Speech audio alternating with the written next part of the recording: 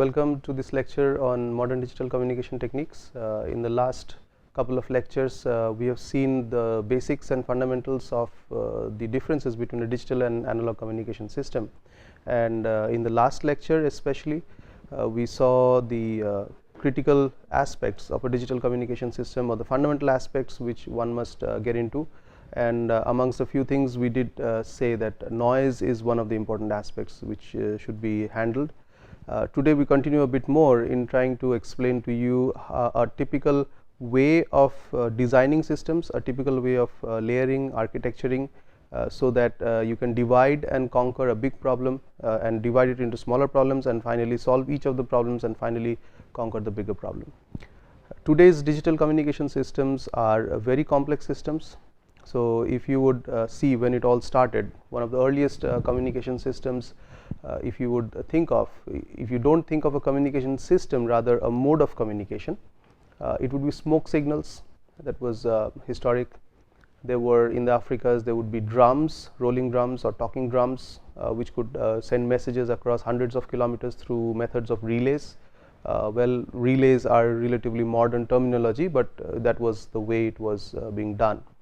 So if you look at today's technology, where myriads of devices, from smartphones to laptops to computers to all kinds of devices, to sensors to machines, they are all connected almost in a single network, compared to those days where it were very basic. But the need of communication was always there, and because of that need, we have driven all the way, and we are in a very advanced stage of communication, where almost anywhere we want, we can set up a communication network. We can connect almost any device, and we are also able to provide almost any time communication. We have gone into space. So if you look at these various domains of communication, one could ask that, okay, what has been the driving factor for all of these things, and who has been doing all this activity? So there have been many different people who have been contributing, and amongst them, in the modern era, one of the pioneer centers was the Math Center at Bell Labs. So from there started many contributions of modern wireless communications. Of course, we are not debating history about who was the first, who was the second, and so on and so forth. But what we are talking about is the modern way of looking at things, and the way of breaking down into things and solving each one. So this Math Center, and once we pick up this name, what it tells us is it builds up certain mathematical models, of course, and that's what we said in the beginning of the course. So the way they structured the system was very elegant, and thereon things became very nice. So one of the things which this center gave us was information theory.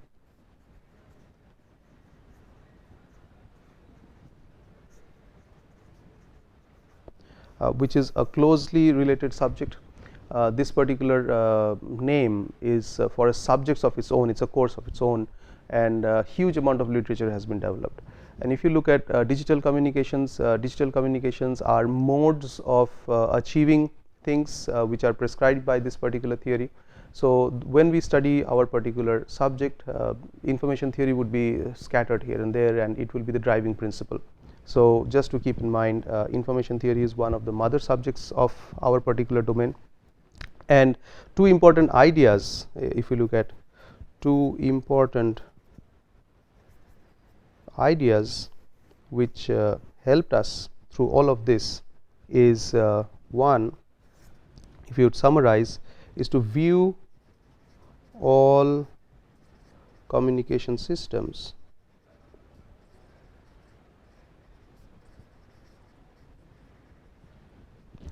all communication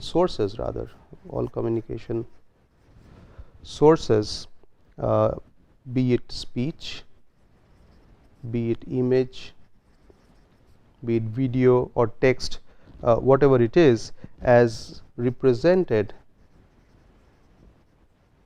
by binary sequence.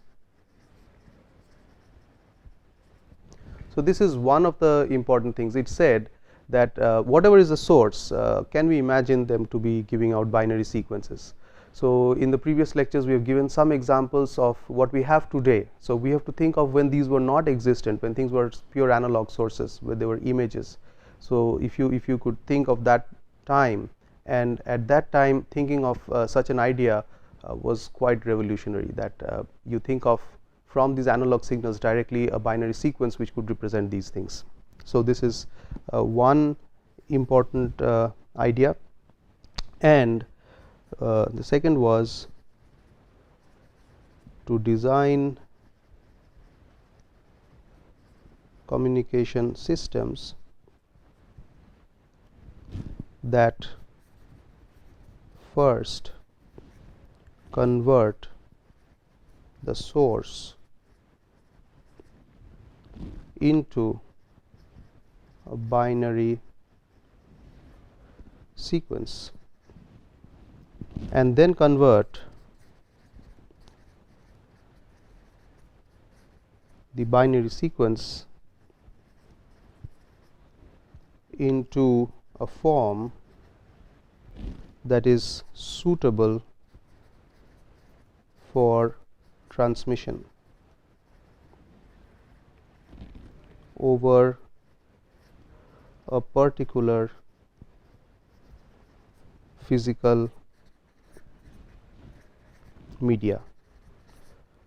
Now, this is what we had explained in the previous discussion, that almost intuitively we said that if you look at what things are today, they are in this form. This is what we had explained in the last discussion. If I try to bring out in this particular picture, this particular description, we said that there are symbols. So, there is a discrete, and these would be common, but this would go into different physical channels. So, that is what is mentioned over here. So, two important ideas. One is to view all communication sources as represented by binary sequences, and then to design communication system that first convert the source into a binary sequence, of course that is there, and then convert the binary sequence into a form suitable for transmission. So, this is how you could carry on with your sequence of things. And then one would define, we had defined it yesterday, a digital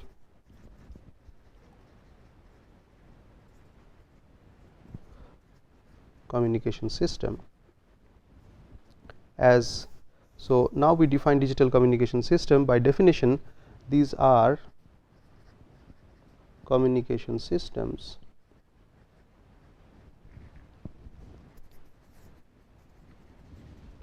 that use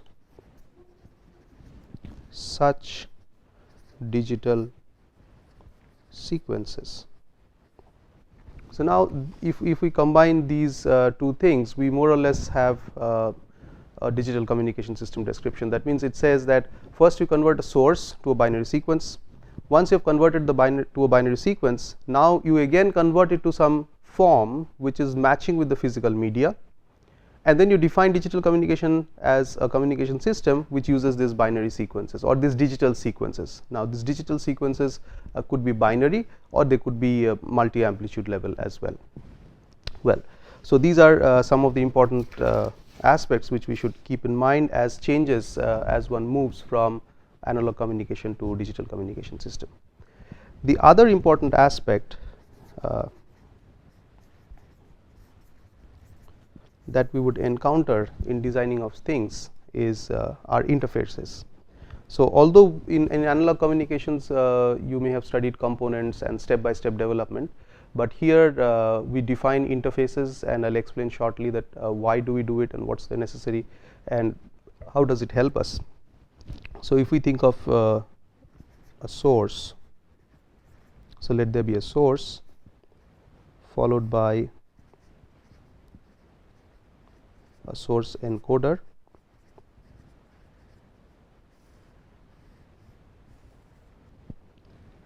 and then there is this channel encoder, then the signal goes out into the channel,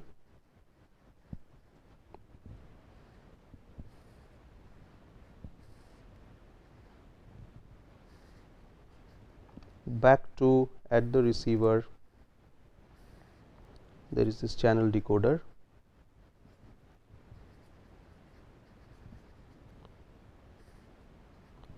and then again this source decoder.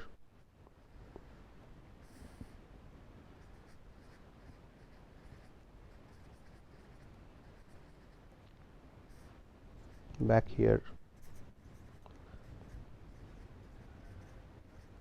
the destination. So, this is a very broad diagram or a block diagram of a typical transmitter receiver structure that one can think of. Things can't be simpler than this. So, if we look at this and what we have written before, there is one-to-one correspondence. So, there is sources to be converted and then they are to be transformed to a physical form. So, you have a source here,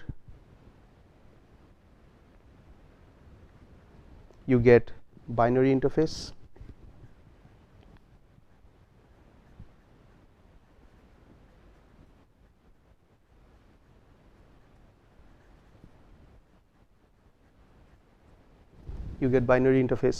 So, by what we mean is that here there are a sequence of zeros and ones, and then these are converted in some form because of this physical channel, and again decoded, and it is source decoding is done over here. So, if you have this interface, there are many advantages of having this particular interface.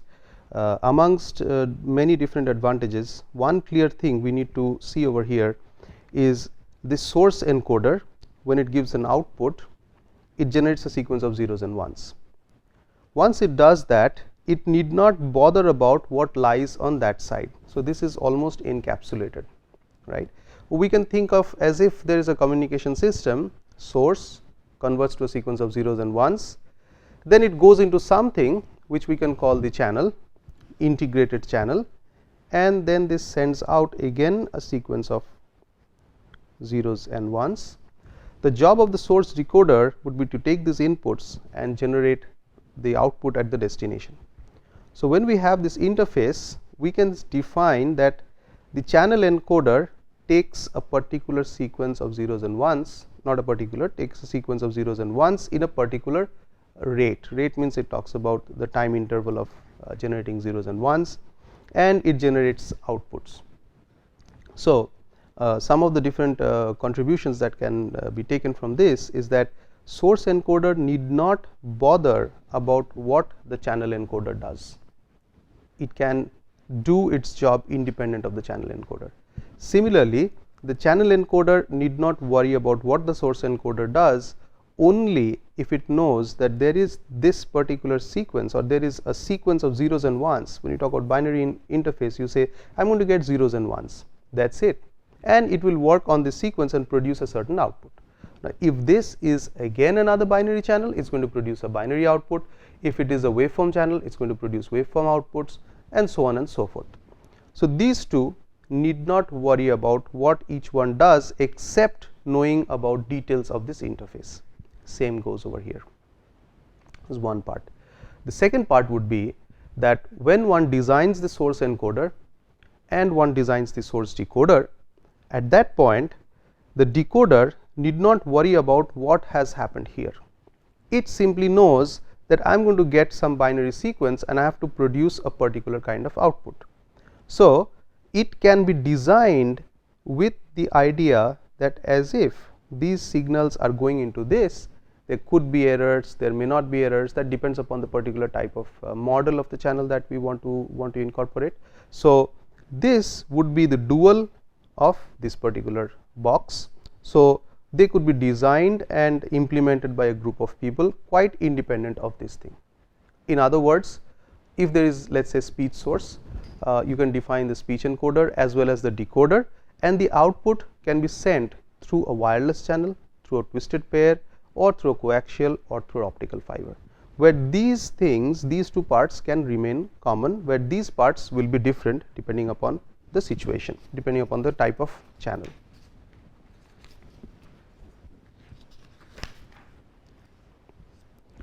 Continuing further, so if we look at why, or the reasons why communication systems now have a digital or a binary, you can say, instead of digital you can simply say binary interface between a source and channel, let's say. Why so? A couple of things come up. One is digital hardware is cheap.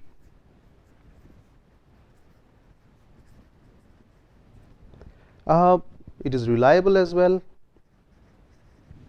and it is miniaturized. That means you can get in very, very tiny form. This is another one of the big advantages. The second thing, as we have just said, the source and channel coding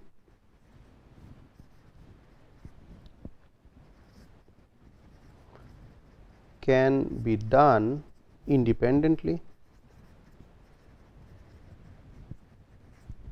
if interfaces are standardized.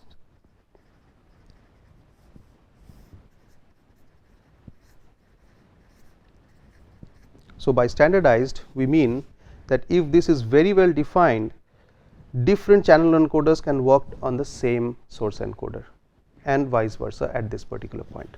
Standardized means well defined, well explained, well accepted by a lot of group of people. And the third, which is one of the very interesting things due to Shannon, what he said is that if a source can be transmitted over a channel in any way at all. So, that means what he says, that if a source can be transmitted to the receiver, that means if it can be communicated at all, in that case it can be transmitted using a binary interface.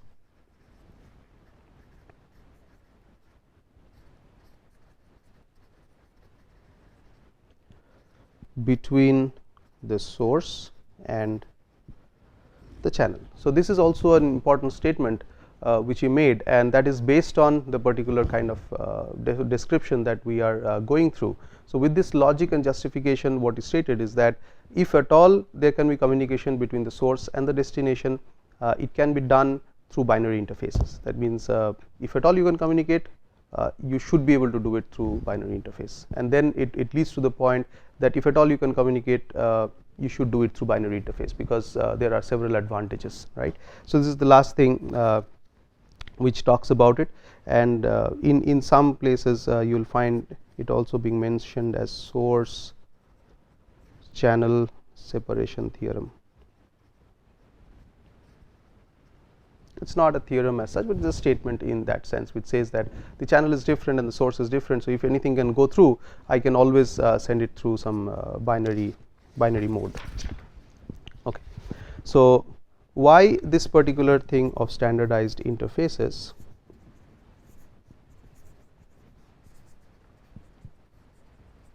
Now, as we just mentioned in the beginning of this particular discussion, that if you look at today's complex systems, let us say the communication systems are pretty complex, the networks are pretty complex, because there are many different things working together. And if you look at even the PSTN, that is the public switch telephone network, that is also very complex for your signal from one point to go to another point, and the way signals travel. Now, to maintain these kind of systems, to make it scalable, to manage it, you need to break it down into parts. And further, for such complex systems to work successfully, one should have some very simple fundamental theorems or philosophies or principles which make these things work. So, when you look at some very simple principles and theories which make these things work, what you do is that you look for such very simple things and you build smaller things, you build up together and you make a bigger thing.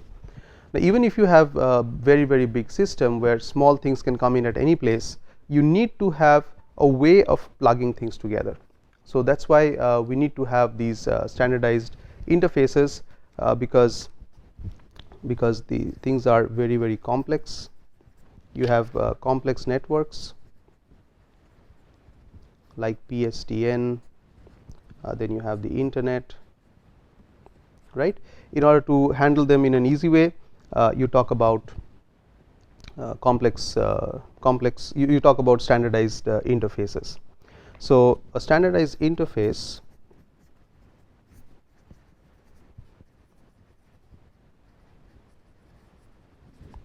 allows a user or an equipment on one side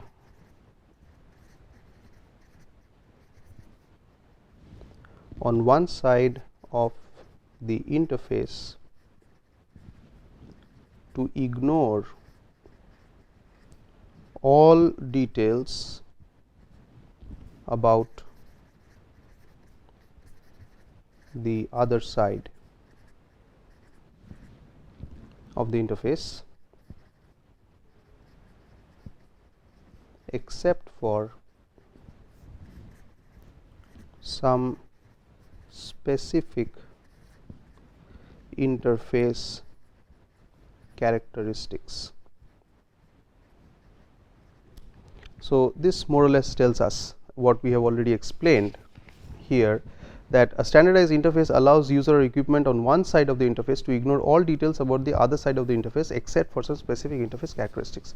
So, if you look at this, when the source coder is being designed or being implemented, it takes a source and produces a sequence of zeros and ones. That is it, because it knows the next one is going to take the sequence of zeros and ones, right. When it connects to a particular channel encoder, when we say specific characteristics, that means that would be specific realizations. It could be that there is a serial input, it could be parallel, it could be burst. So, depending upon such specific interfaces, it is going to make outputs be available in such manner. If it is burst, then there would be some words and there would be some controller pin which would be activated and it would send a few bits.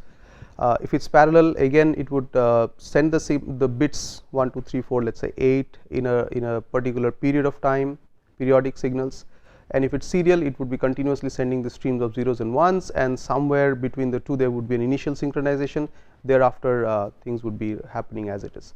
So, this needs to know the specific interface characteristics. So, once it knows the interface characteristics, that is it. So, that is what it says. It does not need to know anything more what this channel encoder is going to do with this particular output. So, that is what is being said over here. So, that is what we have already explained. And the other important thing which we need to look at is the concept of layering. So, layering, if we think of layering, is as I have already mentioned, that you want to break it down into small parts. So, basically layering is about breaking into logical smaller parts, but not just breaking into random parts, but which are meaningful. And as we go through, we will see the different layers of communication system as we travel down through the course. So, we have already talked about one kind of a broad level layering over here. We can look into further details.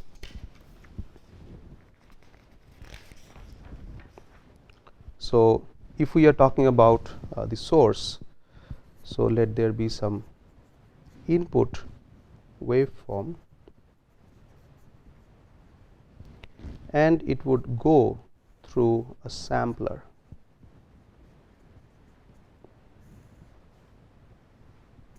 In the same fashion as we have discussed the higher level one, the sampler is followed by a quantizer,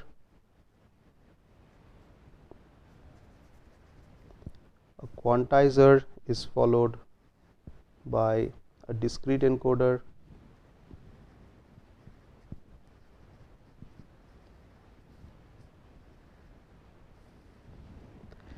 and a discrete encoder sends out signal to the binary interface which we had described before.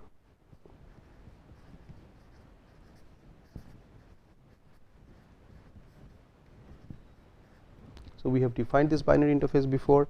So, we will write what we see there.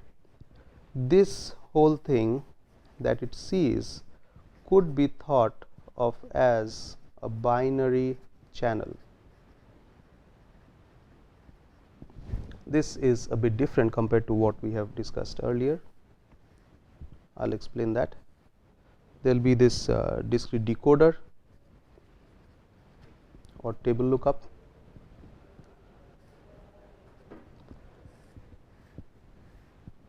Sorry, the table lookup comes over here,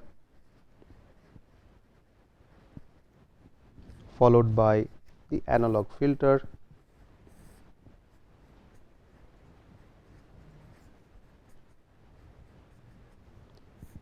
and then you have the output waveform, right. So, now if we see this earlier picture, if we come at this particular picture, I had briefly stated over here. So, now we are actually encountering that situation. So, if I look at the situation at this point, we can say that the output is an analog sequence. Because this is a sampler, it converts this analog waveform. So, it will be sampled at specific points, and the output that goes is 1, 2, 3, maybe a 4, 5. So, as if this has been quantized, right. So, this is the kind of sequence that goes through this particular interface in this direction. Same would go out from this. However, there is a slight difference that the levels that goes out could be specific levels. So, because this is a quantized version, and then the analog filter. So, basically one could expect an output from here, which is like this, and then this, then this. The job of the analog filter would be to make it continuous. It's kind of D to A conversion you can think of. So, its job would be to reconstruct this waveform, right. So, that is how it is going to happen. And if I look at here, what we are going to get is a symbol sequence. Why is it so? Because these will be passed through quantizer. A quantizer would mean that you are having different levels. So, each level could be assigned a particular symbol. This could be, let us say, A1, A2 or A, B, C, D, A3 and so on. So, what going out is basically a sequence of A1, A2, A3, maybe A4, A4 and so on and so forth. The decoder is similarly going to give such sequences or levels which were there. Those sequences would be converted to signal levels and would be sent out. So, this is a symbol sequence. The discrete encoder would map this particular symbol to a particular sequence, which depends upon the type of encoder. Now, if you are not doing any special encoder, a very simple straightforward encoder would be a PCM encoder. That means you would put 0 0 0 for the level 0 and 1 1 1 for the maximum voltage level if there are 3-bit quantizer, and you say that this is uniformly quantized, and whatever bit sequence comes out of it goes out of the encoder. Whereas, if you have a source compression technique which uses some of the probabilistic characteristic of this particular source because of this particular waveform, it is going to produce a binary sequence which is not necessarily the same as corresponding to the levels of these particular symbols that we have. So, these could be binary sequences, could be compressed or could be uncompressed, depending upon the type of application. Generally, we have a compressed sequence output at this particular point. So, now if we carefully look at this particular picture at hand, if we want to see the system at this point, if we want to see the sequence at this particular point, we can say that this whole thing is a channel which is a symbol sequence. If I am going to see the system here, I can say this whole thing is a channel where the input is an analog sequence, the output is an analog sequence. and if I put a boundary here, I would say the whole thing is a channel where analog signal goes in and an analog signal comes out, right, and the analog communication part of it would happen somewhere there, would happen somewhere in this part. So, all we are trying to see is that by virtue of breaking into different layers as we have defined and defining very specific standardized interfaces, one can break down the problem into smaller parts, handle that problem independent of what module is following it, and just depending upon the type of specific interface that lies in between. So, for example, this sampler and analog filter would work hand in hand, these two would work hand in hand, and these two would work hand in hand. We stop this particular lecture at this point. We continue further in the next lecture, and finally, we will start talking about source encoder in later lectures, and we will also cover these aspects in the upcoming lectures from now. Thank you.